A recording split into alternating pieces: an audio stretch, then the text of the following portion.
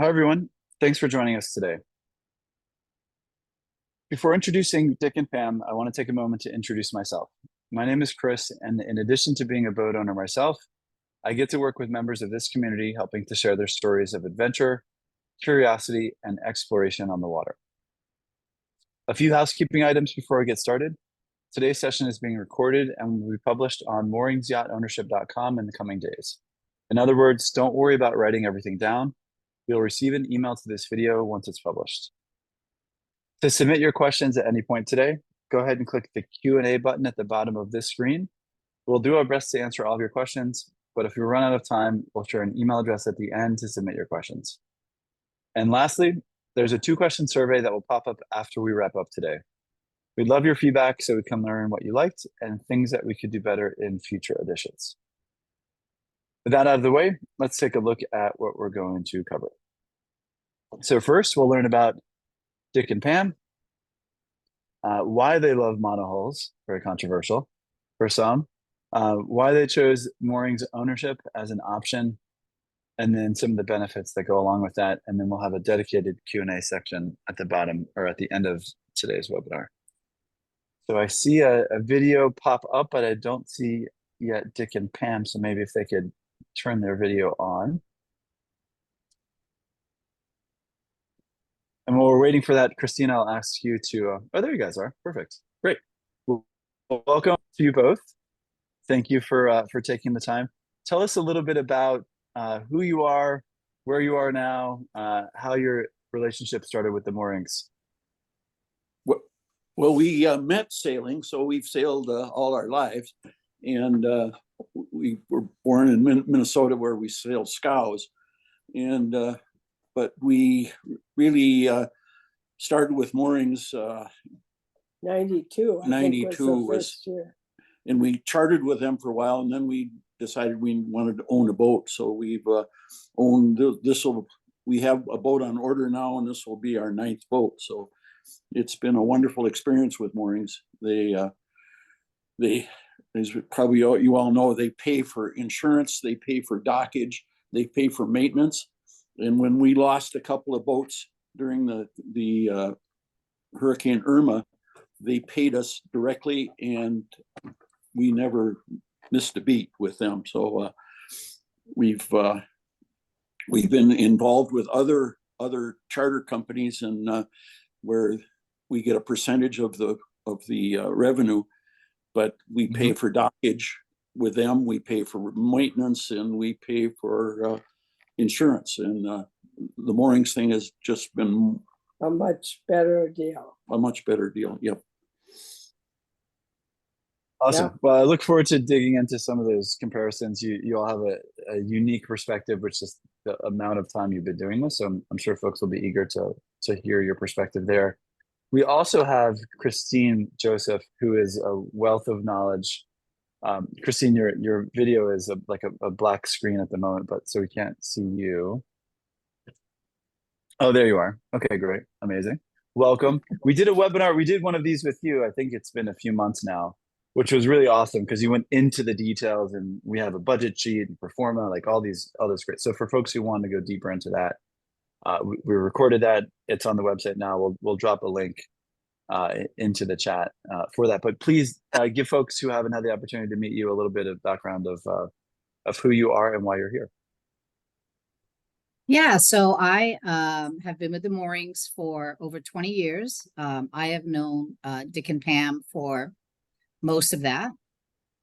When I lived in BVI, they would always come in and say hi, and I've raced with them in the spring regatta, and I've been doing the yacht ownership role when I relocated to BVI back in 2009. So we were like family, and it's great meeting up with them and talking to them every time we get together. Yep, we agree. Perfect. Nice. All right. Well, let's talk a little bit about let's roll back the hands of time here a little bit. Just give folks a perspective of your journey in the program. Tell us a little bit. You mentioned you have a boat on order. You also have a catamaran, which is great. So I'm sure we'll have some questions between monos and cats in here, which is always awesome. but give us an overview of, all the way from your first boat, Windingo, all the way to where you are now. Is the picture on of this regatta that we're sailing? Yes, That's the picture we see. This is a 50-foot monohull that we had named Caribbean Soul, and we had a couple.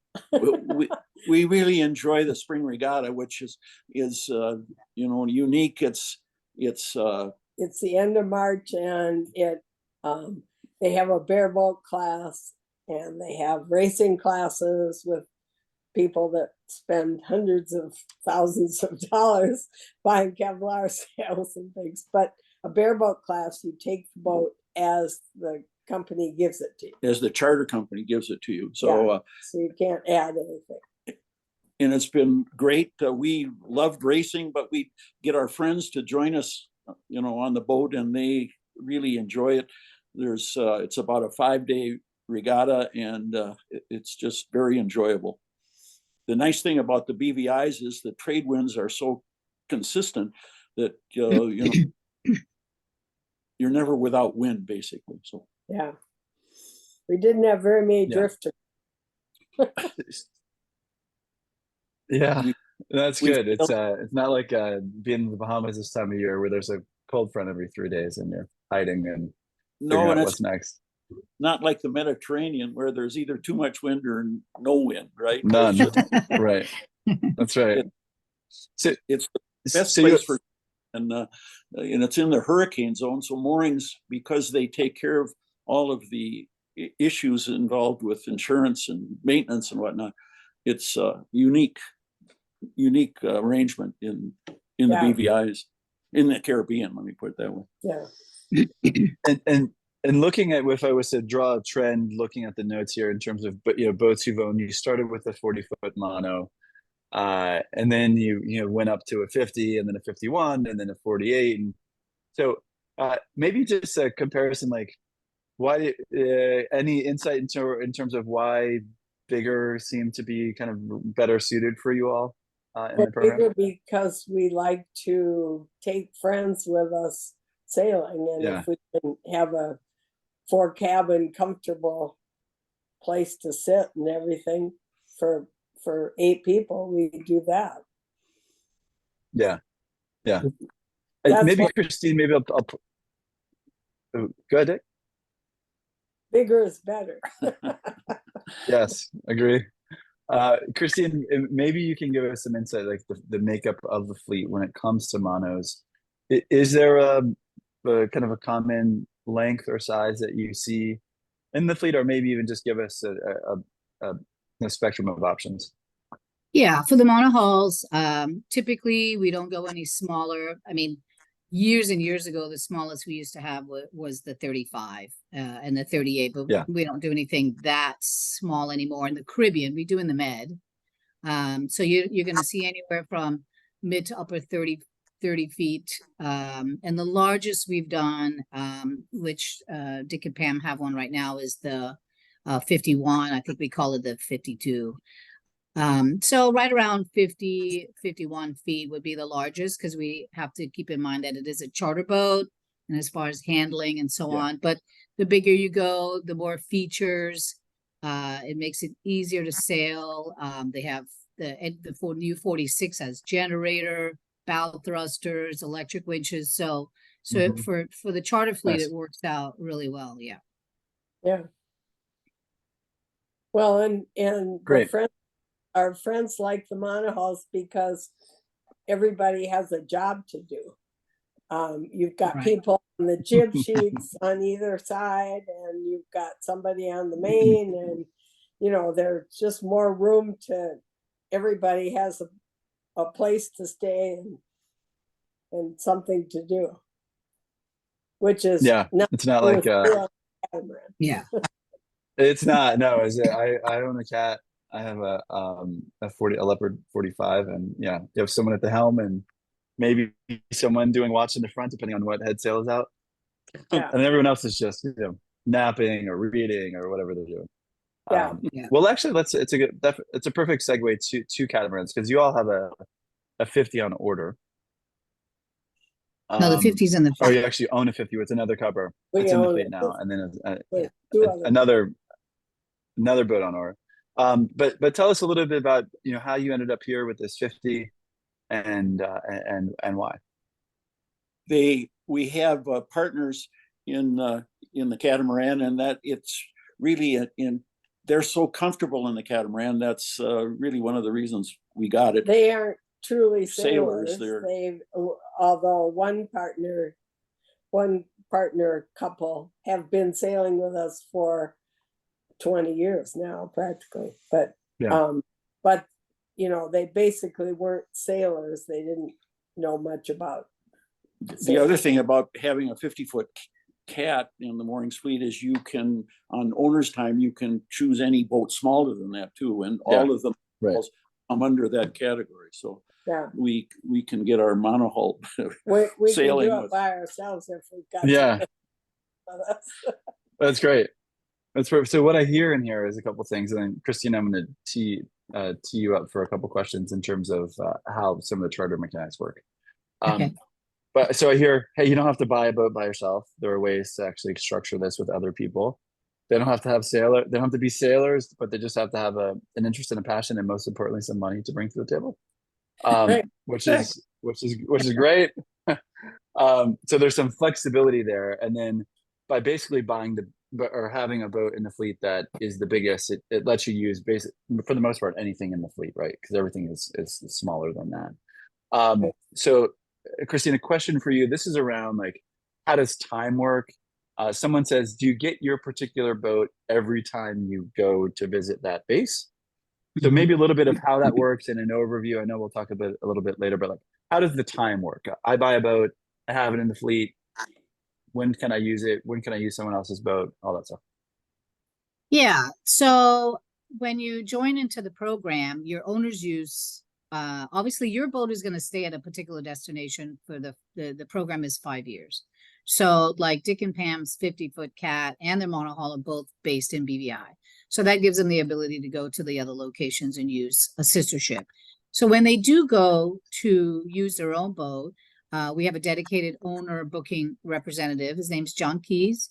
So they call up John and they say, hey, we want to go sailing.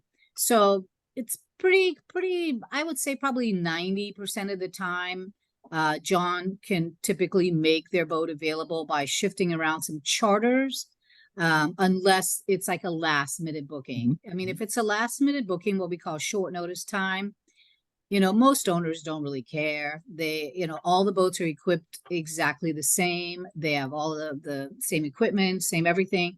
So whether they're on their 50-foot cat or somebody else's, they usually don't make such a big fuss about it. But we do try our best to get you on your own boat by, shuffling. If you do it in advance, I mean, our booking system for owners, you can book 4 or 5 years out. I mean, it's pretty extensive. So if you want to book your boat for Christmas for the next 2 years, no problem. And then that way you can secure your boat. But it's mostly short notice time where the chances are you'll probably take somebody else's boat. That makes sense. Yeah, go ahead, Dick. We always think as being a partnership with Moorings, and whether we get our own boat or not, it's just this ongoing partnership year after year. The boats, get educated. And so we don't think about it necessarily as our boat so much as just being partners with Moorings. I love you Yeah, me too. We did a rehearsal the other day. The educated part, which is great. It's a great way to say the boat's going to get used and exposed to things. It's a lovely word versus some other alternatives. There's a question here. I'll add my perspective here as a 45. Someone says, hey, can you handle a 50-foot cat single-handedly? I think the sailing part is fine just because of the configuration of where the lines come into the helm. I think that's super easy. It's, when things go wrong or when it's time to go dock, I think is where, having extra hands is really helpful. Your perspective, Pam and Dick, in terms of single-handing a boat that big, you have a different one? Well, we don't single hand our boats very often. We always have friends that come with us. Yeah. Yeah. And then coming back to the dock, Moorings always brings you in. So, Yeah, and yeah. they preferred that. Okay. They They're preferred they're that. so Yeah. tight now, it's just Yeah. easy to Yeah. have them. So many boats on the docks that, Yeah, that- Yeah. I've Yes. seen those pictures at the bases. They're packed Yeah. in there. yeah. It's like parking a cat into a monohull space. Yeah. And they do it. You think it right. It's right. Yeah. So controversial, and I jokingly say this because I remember when I was going on my boat ownership journey a few years ago, I was thinking about should I buy a cat or a monohull, and there are lots of very spirited opinions everywhere on this topic. But I'd love to hear you have many years experience in operating monohulls, and then also obviously being a cat owner yourself now, and just being having access to those boats in the fleet. Draw some comparisons and kind of tell us why a monohull based on what you all have seen. Well, we enjoy the monohull. The sailing performance to windward is much better on the monohull than the cat. The cat, draws less footage. It draws about 3 feet with a couple of fins down. The monohulls have a deeper keel with weight at the bottom, so the movement of the monohull is more comfortable for us, if you can say that. And then the biggest thing for us is that everybody's involved in it. We're all sitting, in the cockpit, and our friends are involved in the sailing, and your view is forward. and you could see everything going on ahead of you and around you. And so it's easier for our guests to be involved in the process. So I guess that's one of the biggest reasons we like monohulls. Other Well, than the our fact guests seem to like monohulls too. yeah, and that's the way we grew up. So it's Yeah. it's easy to So, focus on that. yeah. Tell me a little bit about the bullet point here. Maybe two. So good maneuverability. I would say as a cat owner, I have two engines that are 22 feet apart, and I can spin it on a dime, right? Just with the distance between those two. But you probably have a different opinion there. What do you No, think there? That's really one of the pluses of a cat is you can spin it on Okay. a dime. Yeah, so But with sails maneuverability. up, you can't do that very No, easily. you cannot. We And tend then to put the bullet. Mhm. Oh, go ahead. Go ahead, Rick. I'm sorry. no that we tend to put the mainsail up more on the monohull. It's easier to go up, and we can sail in closer to the wind and whatnot. So we do get the sails up a greater percentage of the time, of both the main and the jib, on a monohull than we do on the cat. We tend to motor a little bit. Yeah, Cat that, doesn't go well to windward, we have found. yeah. Yeah, I can get mine pretty close, but not as close as y'all can get in yours. And my go-to lazy sail on my boat is just putting out the Genoa because it's so big, and it's easy to put up and down. So let's see. I have a couple questions in the chat, and I'll start with this one from Rick, and I'll toss it, Christine, over to you. This is really around kind of the costs of owning versus chartering. I know there's a break-even point here when it comes to using it a certain amount of weeks per year. So tell us a little bit about that and some pros and cons. And Rick, that webinar that we did that's in the chat goes at this in much more detail. But Christine can give us an overview now. Yeah. So what we tell prospective buyers is that break even is about 3 weeks of sailing a year. And that's if you were to say compare, take an average of high and low season use, 2 to 3 weeks per year over the 5 years is really where you are going to recoup your investment. We give you quite a bit of time. I think the time is very, very extensive. I mean, we give you 12 weeks low season or 5 weeks high season or combination. I think our owner's use is one of the best because there's no blackout days. There's not a whole lot of restrictions. I mean, typically if there's a boat there on the dock, you have access to it. Pros and cons, most owners, I think, over the years I've been doing this, I think probably one of their biggest fears is, you know, what's going to happen at the end of my contract. And Dick and Pam can attest to that. I mean, you know, they're on their 9th boat. So every time we've taken their boat in trade, we get a fair market value on the boat. We'll say, hey, this is what your boat is worth. If you finance the boat and you've been paying your guaranteed income back, typically you're at worst break even, best you have a little equity. And then you just roll into your next boat, and we take that boat in trade. So you don't have to worry about selling that boat at the end if you decide to stay in the program. So it works out really well from that perspective. I mean, that's I don't really think there's, you know, cons. People ask me a lot after 2017, what about hurricanes? So, you know, again, that's if your boat gets totaled, insurance kicks in, and we have top-notch insurance that will cover. Again, Dick and Pam can tell you about that as well. So yeah. I mean, the whole idea behind the program is that you have to go sailing. That's make right. You know, money. during Yeah. the COVID, it was difficult to get into the BVIs, and Moorings never missed a payment for us, even though the boat wasn't chartered for 2 years, I think. The competitive lines, Dream Yacht Charters stopped paying their owners, and that's the only So one I did- know for sure. No, but a couple others did too. stopped paying owners. So, but Because- Moorings never missed a payment, even though the boat wasn't chartered. Yeah, that's a good Yep. distinction. And obviously there are folks here who are curious about going into this type of arrangement with, you know, Moorings or someone else. So I think that's a great question to ask, Dick. You know, if you're talking to someone about potentially doing a program like this, asking, you know, what happened during COVID, what happened during hurricanes, I think is Yeah. great ways to just learn The- what the some oth- of the differences might be. The other thing I'd like to point out is that somebody who's comparing what the break-even point is, Pam and I found that we're just sailing a lot more because we're owners than we did when we were charterers, right? Yeah. So We trying to would come sail up with maybe twice a year if we were chartering, but this year we've been sailing 5 times, I think, 5 different trips, at least one week You or have two. a vested interest. a. Yeah. Yeah.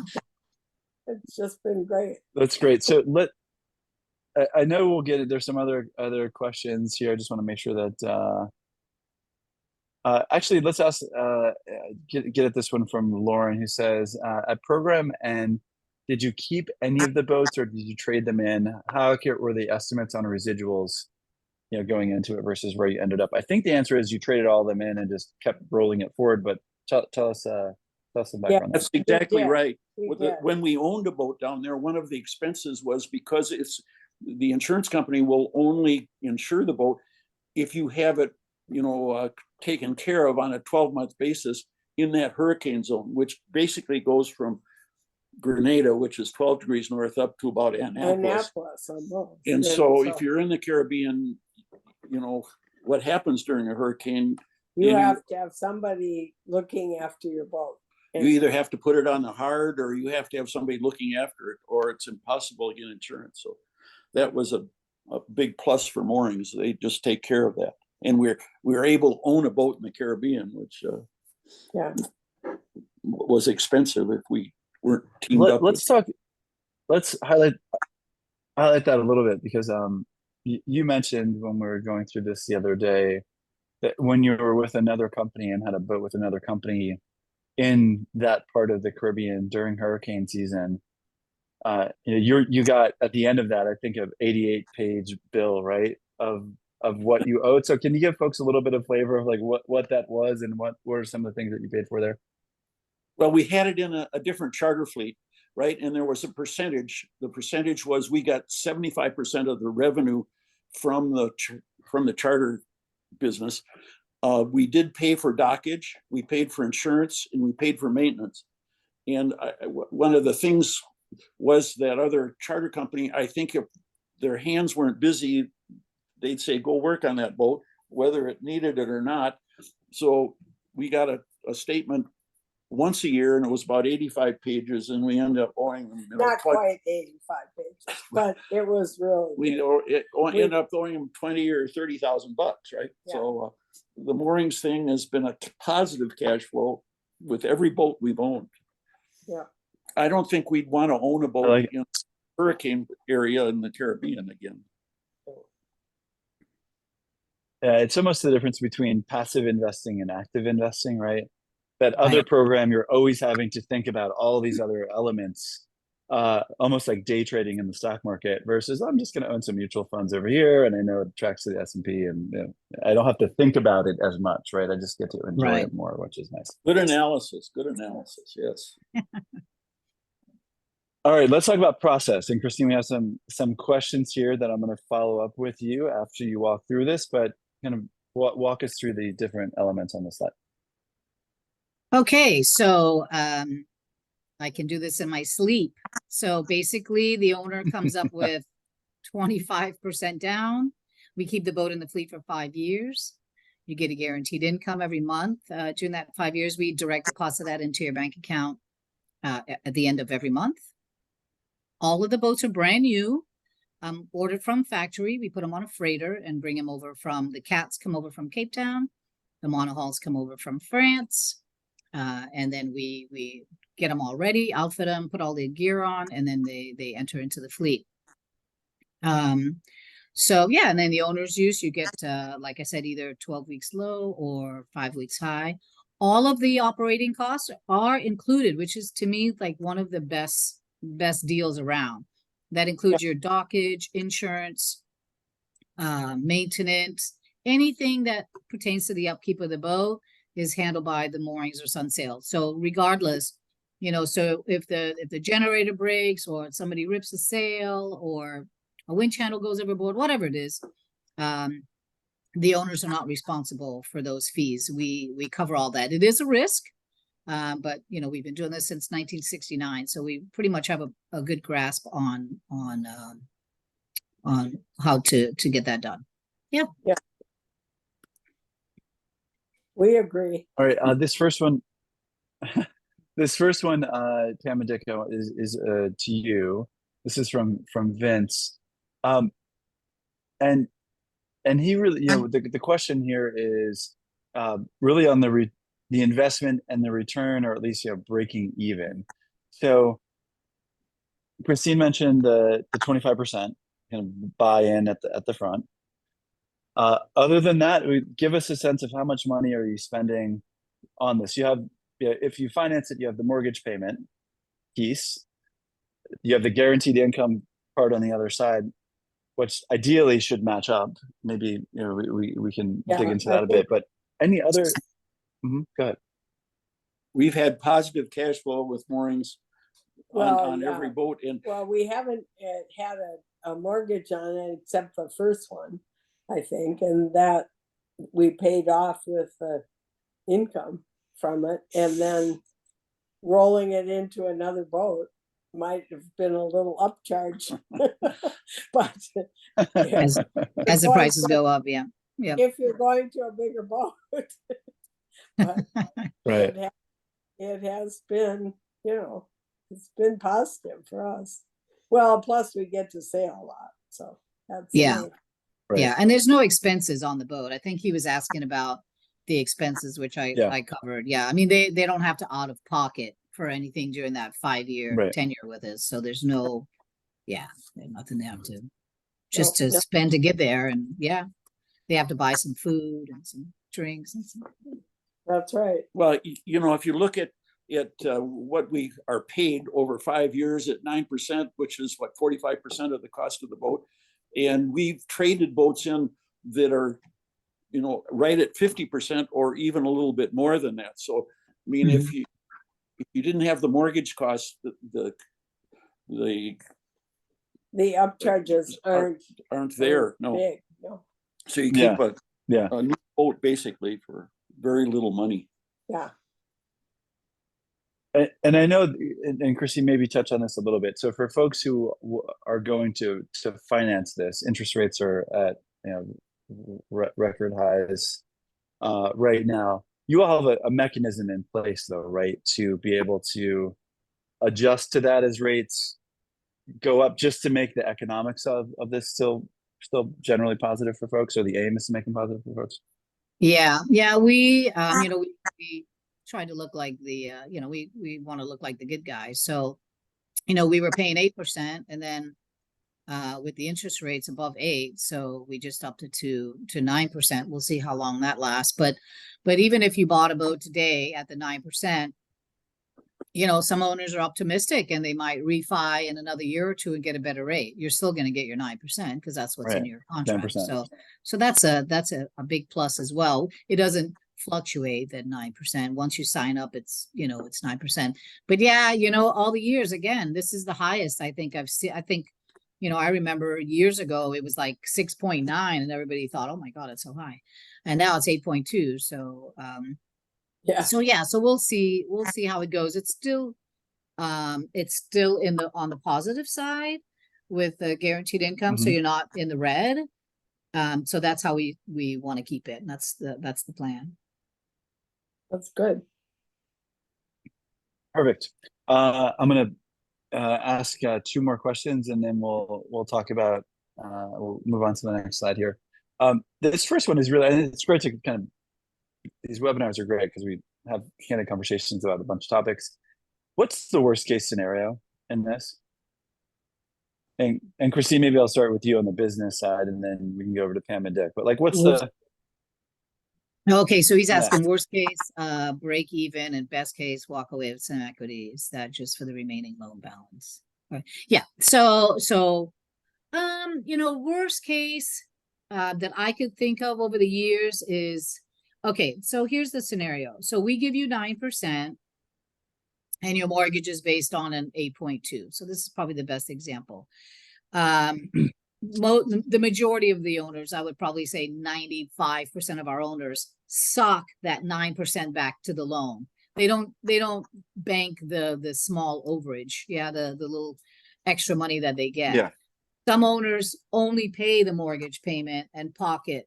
That is probably the worst case scenario because at the end, you know, you have to remember this is all very market driven.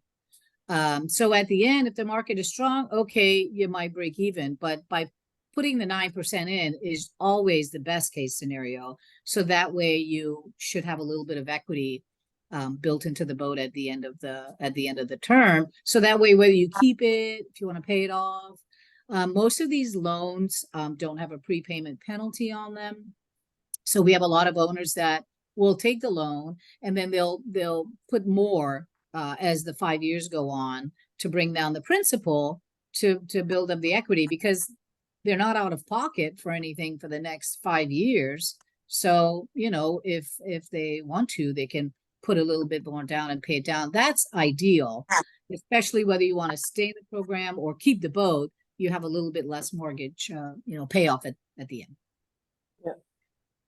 Great. Good perspective. One more here. I asked you this question before we got started.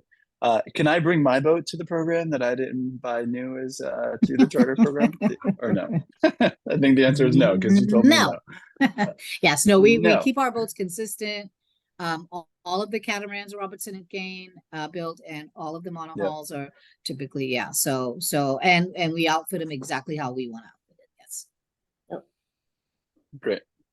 And I think we covered a lot of these benefits already, but while we're here, Pam and Dick, anything that you want to add in terms of some of the benefits of being in the program? Well, the other people are so great and we have so much fun at the owners flotilla every year that they have it. You know, they only can take maybe 10 boats or so, but 20 boats, I think. 20 boats maybe. But anyway, it's just a lot of fun to meet the other owners and the staff. and the staff is fabulous. All over the world. We've been sailing a lot of places with moorings. Tahiti and Australia and Croatia and Greece, and we've just had a ball. And they have all of the Caribbean. all of the Caribbean. Yeah, there's a base in St. Martin, there's a base in St. Lucia, there's a base in Grenada. So all of those places are. Yeah, I know we have a slide with a map that brings that to life a bit. A couple questions while we're here. Do you get to name your own boat in the program? Yes, we do. All right, perfect. And And then Our boat's Huh? named Shape Up because that's what Dick tells me all the time. Paper. And then do you get to choose where the boat ends up in terms of where it's based? No, you don't. We, No. on our 48-foot boat, which was named Bright Idea, we bought it when it was in St. Lucia. I think it came back to The the BVI's, for a while. and Okay. then it went back to Antigua, and then back to the BVI's. But we chased it around too, so that was fun. Yeah, we'd go someplace, Nice. just sail our boat someplace. Well, one of the things I learned this with the boat I bought, which is the catamaran that's in the Mooring Strider, so the Leopard brand, is it really is about a community. Sure, you're buying this thing, but it's really this connection to all these people who are enthusiastic about the same things you are when it comes to being out and getting out on the water. Can you tell us a little bit about the community aspect of this? There's a picture on our screen right now, which is all our non-sailing friends who came down, and this is in the BVI's. You can see how smiling they are. This is a trip that they just once did in a lifetime. because we sold them on the idea. Sailing. They're not sailors.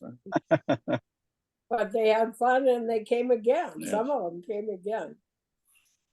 And then the other picture, Caribbean Soul, and that was one of the, I think it's just a fun week sailing. that was the first 50 we had, which was a Beneteau. That's great. So there's a owner's flotilla, right? Is that an annual piece, and is it in different places around the world, or is it ends up in the same place, or how's that work? It's mostly in the BVI's. It was in the Bahamas one year. We did 1 year. Yeah, we did 1 year in the Bahamas. But the thing is that we get so much interest. So the one that we're doing next year, it's in May, and we're going to combine moorings and sunsail, and we're going to do up to 20 boats. So we need a place that we can spread out. Yeah. And it's almost sold out. Yeah, we already have I think about 17 or 18 boats signed up. So that'll be fun. Yes, we're looking forward to that. That's awesome.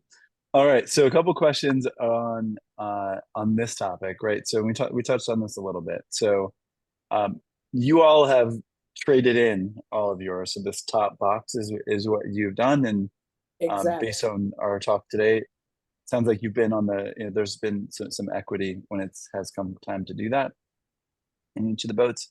And then Christine, kind of walk us through a little bit more in detail on selling it, keeping it. We had some friends. Is it difficult? Yeah. Oh, go ahead, Pam. We had some friends that kept theirs after. And took it down to Antigua, but Yeah. Nice. That's still in the hurricane zone. Yes. Yeah. Yeah. Yeah. So the three options: keep it, sell it, trade it in. So yes, and we'll assist with either option. We have a very large brokerage office that sells all of the used boats, the 5-year-old boats. Their headquarters is in Dania Beach in Florida. We have representatives in the Caribbean, over in Europe. So we're all over selling used boats. And then if you want to trade it in, like I said, we'll get a fair market value. We'll take the boat in trade, and then you wash your hands of the boat, and then you basically roll into a new boat. Typically, the timing works out well enough. Sometimes it's a little bit earlier trade, which most owners are okay with. Or keep it if you want to keep it. The boats go through a very strict phase out maintenance program with the base, where typically surveys are done. If there's things that need to be buffed and fixed and repaired or whatever. And then once you sign off on it, then you take your boat and sail off into the sunset. Right. Nice.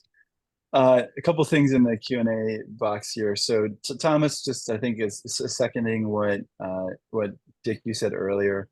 You're really buying 5 weeks of sailing every year on a new boat. you know, and the ability to go really anywhere in the world. And that, so he just, I think, keyed into that part that you had shared. And maybe, Christine, a little bit more detail. Someone says, can you explain the 3-week break-even point? What is that? What are some of the, All the right. numbers that go into that? Yeah. So for the people that specifically for the finance people, because we do have a fair amount of cash buyers, but we also realistically people don't want to part with $500,000 to $1 million cash. So so basically where that break even is if you were to call up vacation planning and say, how much does a 46-foot monohull charter for a week in, example, June, and then a week for Christmas, you kind of take an average of those weeks times 3 weeks times 5 years, and you'll find that you're more than into that down payment. So you kind of have to look at, how much sailing do I have to do where I feel like I can recoup that down payment that I gave Christine. That's right. That's right. Yeah. So that's how we kind of do the comparison. And that's we- why we say 3 weeks. And there's a really nice clause in the owner's use where 2 weeks of low season use, you can either sell, donate, or give away, which is great. So if you want to sell 2 of the weeks, that could potentially be a little bit of extra income for you, where the owner doesn't have to be on the boat. So say maybe you have neighbors or friends or a charity or whatever that you want to donate that time. 2 weeks per year low season, which is very helpful for a lot of people. Great. Someone asked, in terms of if someone has a boat now, Lagoon 46, can they trade it in or sell it through the brokerage and then use the equity in the boat to then spin into moorings? Like, are there any pathways like that, or is it just each one of those transactions and then you take the cash and then have a conversation with you? Right. I mean, that's the brokerage, they're pretty dedicated to, I mean, if the boat is in our fleet, but yeah, I mean, they're not gonna, most of those brokers just don't have time to, our brokers don't have time to take outside boats. Yeah. So with somebody with a lagoon, probably your best bet is to, get it listed with a brokerage firm. And then once obviously sell it, and then you can, to join the program. But yeah, those guys are so busy selling our own, 5-year-old boats that you won't necessarily see them taking many outside boats. No. Yeah. Okay. This is a great question from Mark. He says, with catamarans, resale values are typically better with a 3-cabin owner's version, but probably harder to charter since they accommodate smaller families. Can you comment on the owner's journey? And as a side note, I have some friends who had a Leopard 45 in the fleet, 4-cabin version. And they actually did this awesome conversion where they took the starboard forward bedroom and converted that into utility room with a washer and dryer, like this really cool. So they reconfigured the space after they got it out of the program, which I'm like, that's really cool. Well done. Yeah. But anyway, talk about that dynamic between 3-cabin, 4-cabin, charter, resale. How do those things work? Me, or you want to compare me? Maybe Dick and Pam would be good. Well, I mean, the new boat we're getting is a 3-cabin 42, but to me, we don't spend a lot of time below doing a lot of things. So a 4-cabin version is our choice, I think. Yeah. Yes. If we have 6 friends, I mean, yeah, 6 friends or sometimes 4 friends beside us. Yeah. But the 4-cabin we have right now with this partnership, 5-cabin 50-foot catamaran, and that works too. But it's a lot of people on a boat. Yeah. But Yeah, I can, maybe accommodates a little bit better. But on a monohull, we generally think that 6 people, including us, is about the right amount to put. Yeah. Right. I agree. a 50 or a 46 or whatever. Yeah, On the cat, it's 4 or 5 cabins, and still 8 people is the right amount back in the, back deck and whatnot. 10 people would be pushing the issue, I think. So anyway, Yeah. that's Yeah, a lot of people will use that spare cabin just to put, maybe like their luggage or something like that. But Yeah. the resale, and I'll touch on resale, resale values, I get questions a lot on that, and I just find that it's all relative.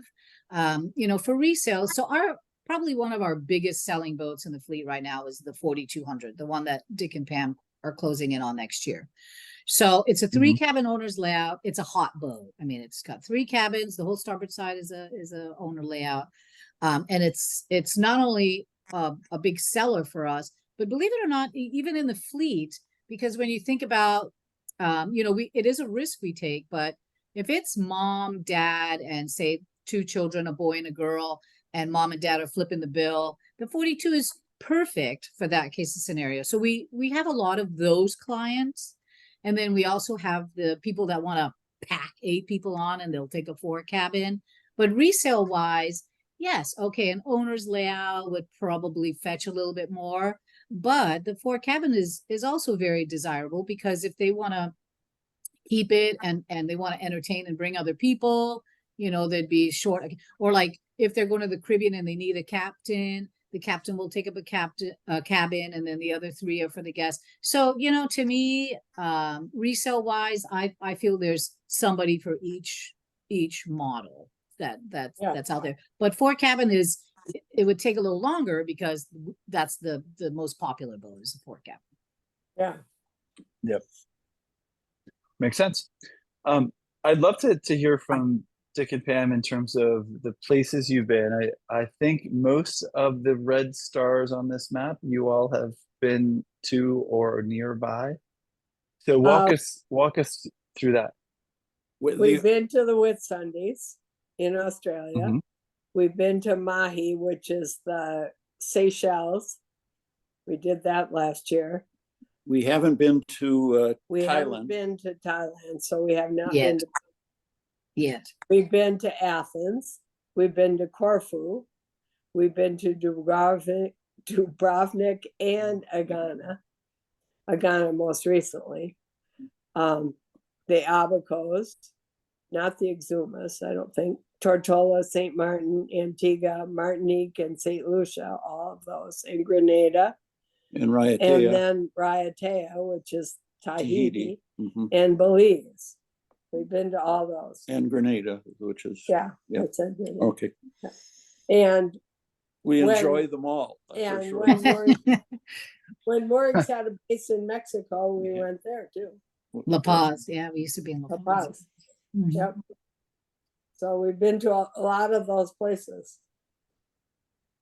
And And- is it pretty seamless to do it? You're just booking and showing up, and just like it would be if you're going to your own boat or a boat somewhere halfway around the world? Europe now requires a license. In the Seychelles, you had to have a radio license too. But John Keys was very helpful in providing those things. The radio license. And we do have the license to sail in the Mediterranean.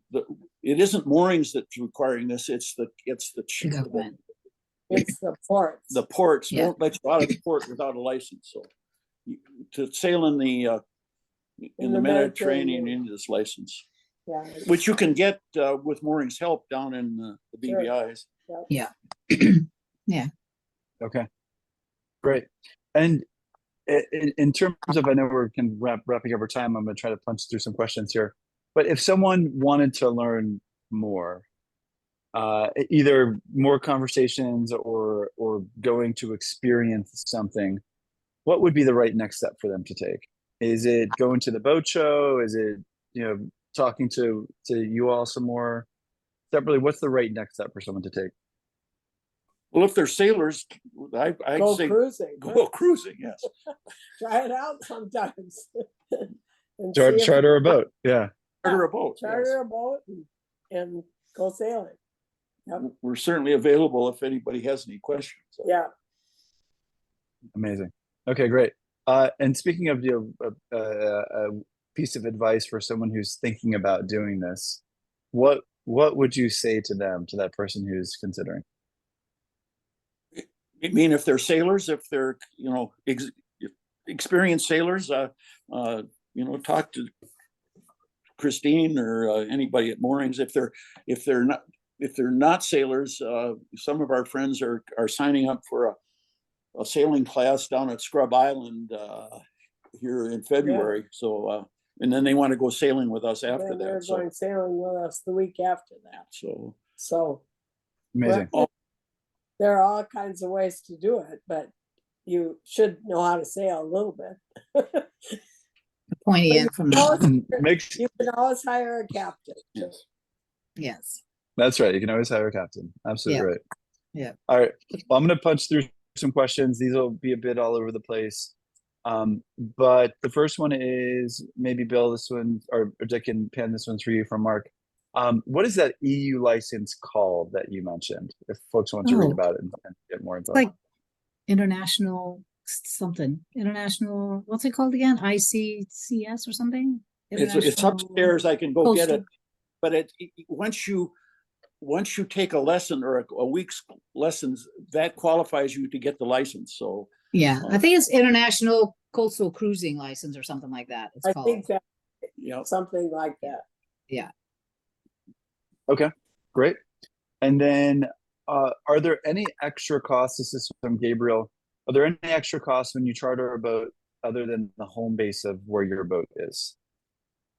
no. No, except you've got to buy food, water. Right. Yeah.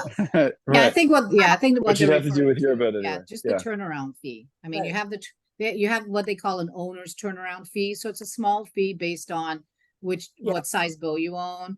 It's a couple $100. I want to say it's like for the big cat, it's like what, $700 per charter. So whether you're going for 1 week or 3 weeks, and basically that fee covers all of your, for the monohull, it's even less. It's like $400 or something. And it covers all of your incidental stuff. It gives you the use of a dinghy with an outboard, all of your linens, your towels. If you want to stay on the dock pre and post night and plug in the shore power, basically all of your incidental water, fuel, ice, all of your incidental stuff. Every owner pays a small turnaround fee. The fuel is included. That's right. So Yeah, on the sail cats. Yeah, only on the power cats they pay. the power cats you Okay. pay for fuel, right? What you use, yeah, for what you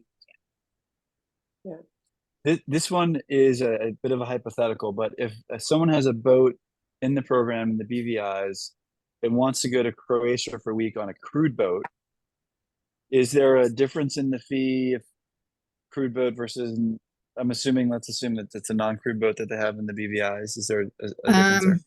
I'll answer that. Yeah, I'll answer that. So for the crude yachts is a different program. First of all, we don't have any crude yachts in the Med. They're primarily all Caribbean. I think there's one in Tahiti. I know there's one in Belize. But if you own a bareboat, there's no upgrade path to a crude yacht, but you can take a bareboat and add a skipper if you'd like. Whereas crude yachts are designated where a captain and a chef actually live on board the boat. We pay their salaries, we hire them. And when you go to use your boat or a crude boat, it's all inclusive. So all of your meals, bar service. Dick and Pam have only owned bareboats because they're sailors. But yeah, the crude yacht program is a bit different than the bareboat. Yeah. In the Mediterranean, I think we paid like $300 for a 40-foot cat for 2 weeks, right? So Yeah, that's the turnaround fee. Yeah. Okay, great. This one I know is in that other webinar that we linked here, that we linked in the chat, but someone wants to know just the definitions of high and low season for each location. I know there's that chart that's in there. Does that chart live anywhere else on the website or anything for high and low seasons? It's probably, but it's pretty easy. For the Caribbean, all the Caribbean locations, middle of December till middle of April is high. The opposite is low, middle of April to middle of December. The Med from mid-June to mid-September is high. The opposite is low. So it's pretty easy, and there's no blackouts or anything. So basically think about it from Christmas to Easter is high, and then the summer months in the Med is high. Yeah. Okay. And there's no sailing in the Med during the winter, is there? Yeah, no, it's closed. Yeah, it's too cold. Too cold. What's Yeah. the lag time? Someone says today, I'm interested, here is my check, and wire over some money. I'm here. Hello. How long does it take Yeah. until I have a boat that I can go either sail on myself or have access to the fleet? Yeah, if you asked me that 2 years ago, he'd have to wait for a while. But now, I have monohulls available immediately. They literally just Mhm. arrived via the freighter last week. So they're getting those prepped and ready to go now. Those are the Beneteau 42 and 46. For power cats, I have sail cats. Those are sold out. Next would be like summer. So not too bad. Probably about a 6-7 months wait for the sail cats. Okay. Kenneth wants to know, how far can you take your boat when you go to use it? So I know it varies by location, but if I'm chartering it for a week, can I take it anywhere as long as it's back when I say it's supposed to be back, or are there defined areas I can go? You Go ahead. you can drop it different places. Yeah. We took a boat from St. Lucia down to Grenada, and they were gonna sail it back for us. We had to pay extra to have them sail it back. Okay. Yeah, you But could do you one can- way. You can Yeah. do one-way trips. Yeah, the only restriction is you cannot bring it to the mainland US. But other than that, even Yeah. the BVI charters, you can go to USVI, you can go over to Spanish Virgins. It's pretty extensive. We don't, restrict the owners too much. But yeah, just mainland US. Like if you're in the Bahamas, for instance, you can't bring it to Florida. You'd have to stay in the Bahamas. But I can go anywhere in the Bahamas, and as long as Yes. I'm back to the base or making arrangements to leave it Correct. somewhere else in the Bahamas, then I'm good. Okay, Correct. cool. How are disagreements resolved should a problem arise at the end of the contract? What kind of disagreement? I don't know. He says out of line conditions. What does that mean? Out of line. I'm not sure. Well, are you Maybe- talking about the I'm boat gonna. or at the end of the term or the end of the Yeah, if there's damage to the boat, after a charter? Is that what he means? they fix I don't know. He it. just said out of line conditions. Maybe he can send a note to you. Yeah. Your email address here is on the screen. Yeah, and tell him just to email put me. that one, Yeah, tell him to email me. Okay. Yeah. Cool. I know that we don't give tax advice here, but there's a question here based on experience. Maybe is there any tax benefits to buying this Dick and Pam? Our tax guy didn't encourage Doesn't- us to doesn't deduct travel or Or to anything. to No, the boat. no, our tax guy just uses it as whatever. We declare as income and depreciate the income. boat, but That's all. not trying to write off a lot of travel expenses to see the boat. No. Okay, got it. And then Christy, maybe just a quick one. That someone followed up and said, "Why can't you bring it to the mainland U.S.?" I imagine it's Yeah. just dealing. If I have them in the Bahamas, it's customs, and the boat needs to be back where it's going to be chartered from, and there are right. Is that most of the reason behind that? A little bit, but mainly Okay. the insurance being the insurance Good point. coverage, and then also tax purposes as well. Because when the boats when we deliver the boats, there's no sales tax on the boats because they go straight from the base. So if you bring it to the U.S., they're gonna want to know why this boat wasn't any tax was paid on it. So it's mainly tax and mostly the insurance. Because if something happens, the insurance is not going to probably cover it coming over to the U.S. to the mainland. Okay, makes perfect sense. Someone asks here, what training do you offer for new or inexperienced owners? Does Moorings have any training programs, or are folks expected to go get ASA or some sort of training before they show up to wherever the boat is? Yes. They should get some kind of training. Yeah, Really? we have, In advance. your Okay. points could use, Dick and Pam are sailors, but actually the owner's points, they have a couple, I think the sailing school, in BVI, it hasn't restarted yet since Irma damaged the school boat, but, Croatia, there's a class that you can use your points, actually. You can use your owner's points and do a class. Really? Oh, Yeah, awesome. yeah, yeah. Yeah. That's our great. friend Really cool. doing, On in Scrub Island. Scrub Island. Yeah, yeah. So we're just trying to get Nice. a school boat back to BVI. We haven't had any luck with it yet, but we're working on it. Yep. All right, two final questions here, and we'll wrap it up. So Michael had a follow-up question, Pam and Dick, in terms of how you guys treat the boat on your taxes. Do you guys deduct the depreciation of the boat? I think we do. I think so, yes. I think we do, Okay. but I'm All right. sure. Yeah, All that's right. your So you get tax. qualified tax consultant. Tax I- consultant to get to that one. Yes, but I believe so. Um, Yeah. Okay, great. And then final question, we have a follow-up from the out of line condition. So Edward says, out of line, meaning some component or system that is worn in the opinion of the owner that, owner says, I want this replaced. Mooring says, no, actually, it's fine. Oh, okay. How do you guys Yeah. reconcile those? Yeah. Yeah, so that's like if, I mean, where that would really come up, Edward, is if like, if you're gonna keep the boat. Yeah, I mean, if you're gonna keep the boat, this is where the phase out manual comes, and we can always send you a copy of a phase out manual. It's a living document. But basically, if you keep the boat, you go through all that. So if you say, hey, look, there's a rip in the sail, we're gonna give you a new sail. I mean, we're not gonna let you sign off on the boat with a big hole in the sail. So yes, I mean, there's a fine line, but for the most part, I mean, I always tell people that keep their boats. So two things you cannot keep away from is engine hours and generator hours. I mean, Mhm. that they're going to accumulate, but most owners will either do like a refurb on the generator. Those engines are Yanmar, so they're good to go for years after the 5 years. Yeah. So yeah, I think might be talking about mainly if you keep the boat. I mean, if you stay in the program and trade up the boat, what do you care if something's broken? We're the ones who's gonna be responsible for it. So. And I've never heard of To deal with any it. owners that have any complaints about that phase out. No. They just Yeah. were pleased with it. So Friends that have had kept boats that been pleased That's great. with the phase out. Well, thank you, Pam and Dick, for taking the time to share your experience and your journey in the program.